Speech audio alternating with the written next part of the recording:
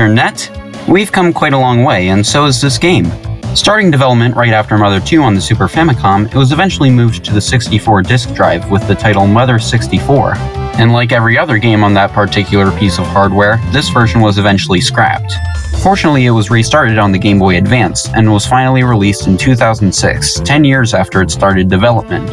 And it still hasn't been officially translated into English. Fortunately, a fan translation patch was created back in 2008, so you can still enjoy the game if you don't speak Japanese. And boy, what a game this is!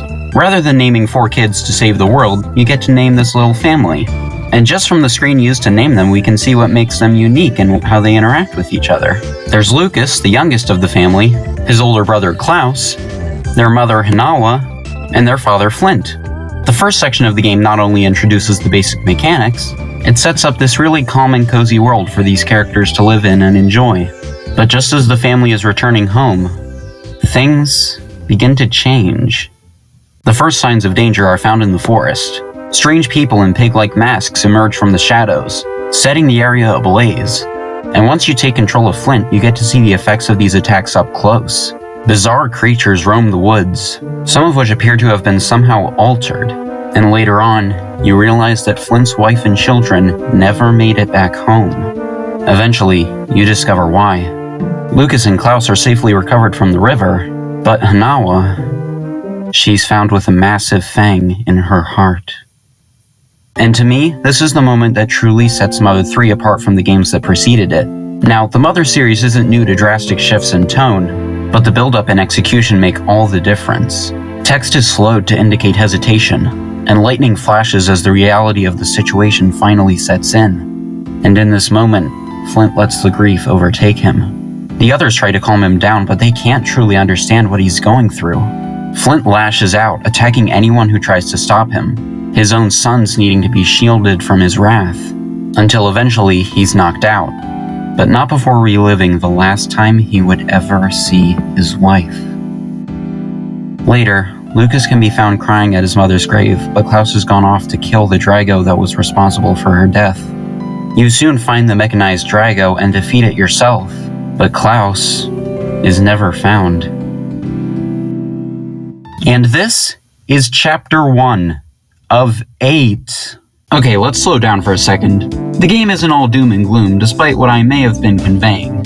You can still find instances of the Mother series' familiar humor, like the mole cricket that challenges Lucas and Klaus, and the doorknob that Thomas accidentally pulls out of Flint's door.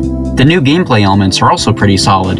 You can dash by holding down the B button, save your game by talking to frogs, and deal extra damage by pressing the A button in time with the music. Not to mention the element of mystery presented in this new chapter. Just what is this strange new land? And what are these strange new people planning to do here?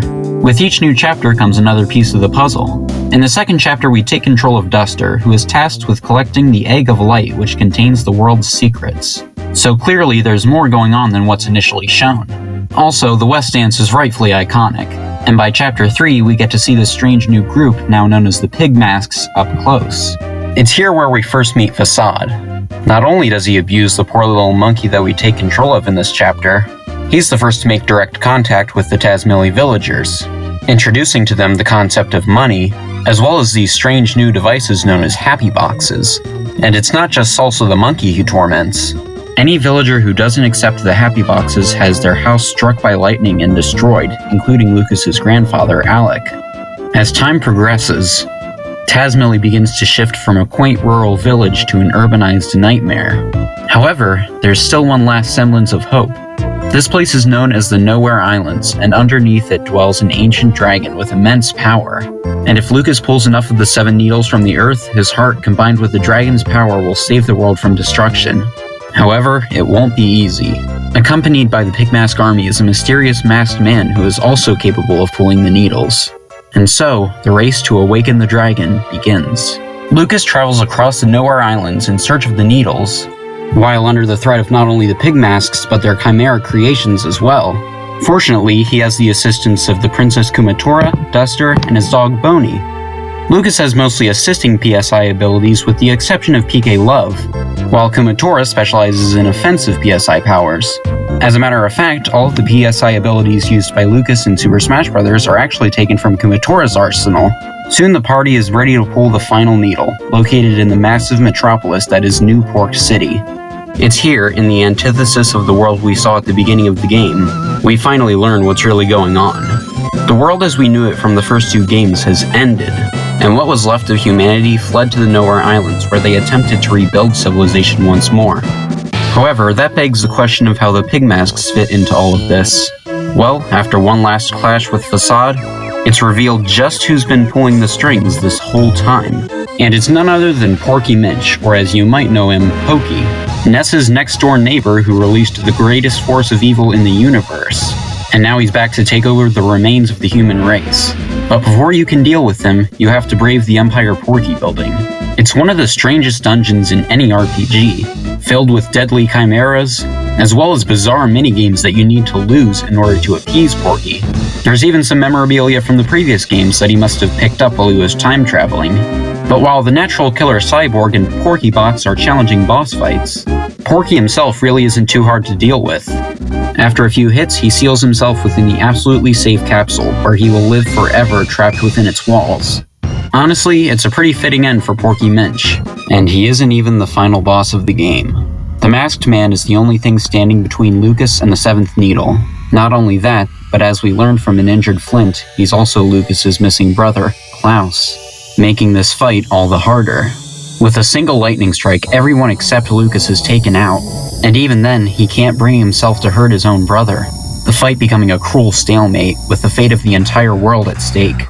But then, something strange begins to happen.